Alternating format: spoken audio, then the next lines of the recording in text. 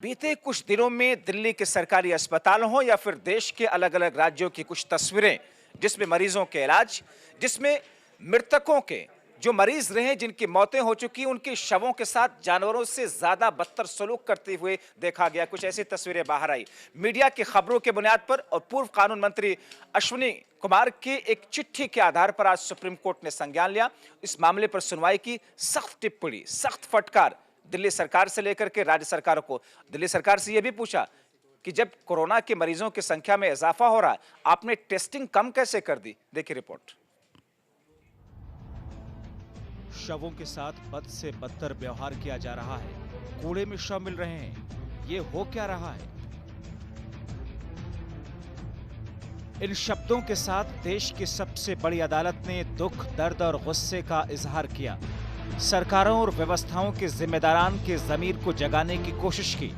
केंद्र से लेकर राज्य सरकारों को चेतावनी देते हुए जवाब तलब किया। दरअसल बीते कुछ दिनों में मरीजों की दयनीय हालत के साथ कुछ शवों की ऐसी तस्वीरें सामने आई थी जो पत्थर दिल इंसान को भी झकझोरने वाली थी। और इनमें ज्यादातर तस्वीरें देश की राजधानी दिल्ली से थीं, जो मीडिया के माध्यम से देश की सबसे बड़ी अदालत के संज्ञान में आ रही थी।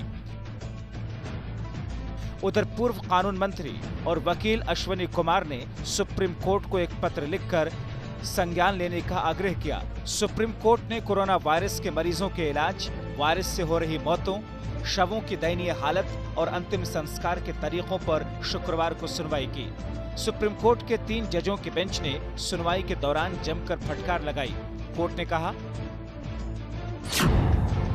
अगर लाशें कचरे के ढेर में मिल रही हैं, तो इसका मतलब है कि इनके साथ जानवरों से भी बदतर सलूक किया जा रहा है। ये कैसी संवेदनहीनता है? दिल्ली के सरकारी अस्पतालों में शवों की किसी को परवाह नहीं, न तो परिजनों को जानकारी दी जा रही, न ही उन्हें अंतिम संस्कार में शामिल किया जा रहा। आखिर ये हो क्या रहा है? कोर्ट ने दिल्ली सरकार को भी सख्त लहजे में फटकार लगाते हुए कहा, देश में एक तरफ आंकड़े तेजी से बढ़ रहे हैं, हर दिन 10,000 से ज्यादा मामले सामने आ रहे हैं। दिल्ली की हालत भी भयावह है। ऐसे में दिल्ली में टेस्टिंग में कमी क्यों की गई?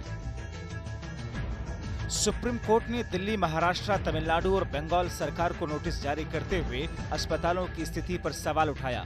अब सुप्रीम कोर्ट ने केंद्र समेत कई राज्य सरकारों से भी जवाब मांगा है।